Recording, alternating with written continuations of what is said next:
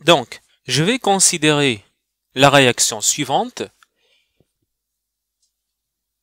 La réaction entre, par exemple, un certain réactif A et un certain réactif B qui donne un certain réactif C et un certain produit C et un certain produit D. D'accord? Et là, les coefficients stoichiométriques que j'ai ici sont A. Donc, A grand A. Ça, c'est juste le coefficient stoichiométrique plus petit b grand B, petit c grand C et ici petit d grand D. Donc, je vais donner le tableau d'avancement vite fait, d'accord? Je vais pas écrire l'équation chimique et tout ça, mais je vais m'intéresser juste aux quantités de matière. Donc, initialement, bien évidemment, on a dit que ici, les deux quantités de matière de ces deux produits-là sont nulles. D'accord? D'accord? Et à l'état intermédiaire, j'ai une certaine quantité de matière, coefficient stoichiométrique C multiplié par X. D'accord? Et ici, la même chose. Coefficient stoichiométrique D multiplié par X. Et à l'état final, je vais avoir C, petit c, X max, petit d, X max. Petit c multiplié par X max, petit d multiplié par X max. D'accord? Quant à l'état initial, en ce qui concerne les réactifs, eh bien, je vais noter la quantité de matière de A par N indice A.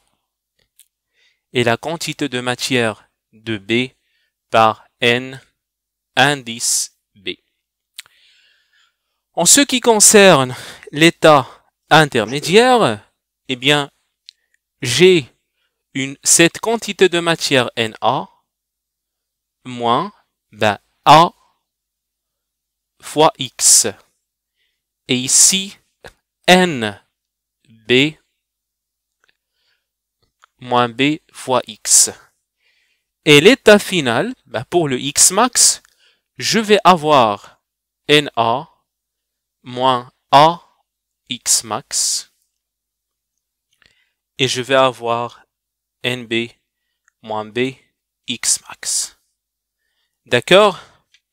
Donc là, si on suppose que le réactif limitant c'est A, si le réactif limitant c'est A, eh bien cela veut dire qu'il va se consommer complètement, c'est-à-dire qu'au final je vais avoir le Na moins A X max égale 0.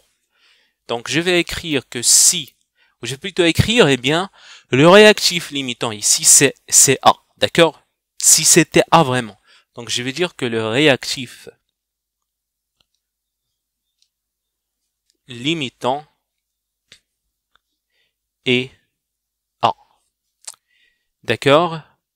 Et puisque le réactif limitant est A, eh bien, je vais avoir Na moins A X max égale à 0. Donc là, je vais pouvoir donner l'expression de X max. Donc cela implique que X max égale à N A sur petit a. D'accord? Et si je veux, si je note par N indice R, la quantité de matière restante de B. Parce que dans ce cas, si le réactif limitant est A, eh bien, ce qui reste ici, c'est le réactif B. D'accord? Donc là, si on vous demande de déterminer la quantité de matière du réactif B, la quantité de matière restante, eh bien, normalement, c'est NB moins BX max. D'accord? Et ici, il faut savoir que le moins BX max, c'est la quantité consommée, c'est-à-dire la quantité qu'on retranche de la quantité de matière initiale de B qui est égale à N indice B. D'accord? Donc, N restante de B, c'est tout simplement N B moins B X max. D'accord? Est-ce qu'on est bien d'accord? Mais X max, c'est NA sur petit a. D'accord? Donc,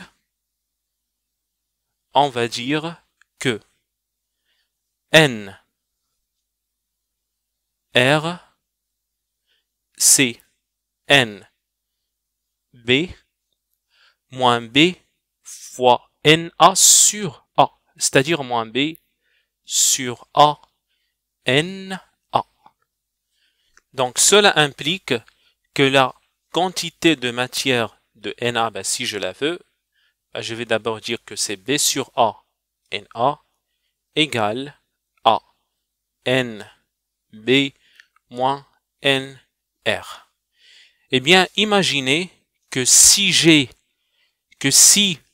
les coefficients stoichiométriques, le coefficient stoichiométrique A et le coefficient stoichiométrique B étaient égales et exactement 1.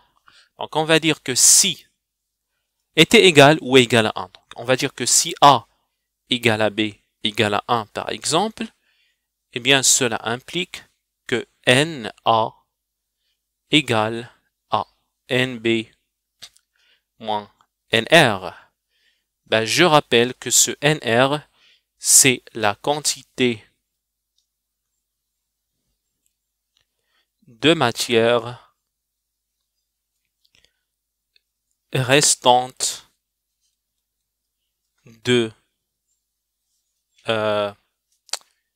B. D'accord? De B. Bon, j'espère que c'est simple. D'accord? Donc après, on va parler un petit peu de la courbe d'étalonnage.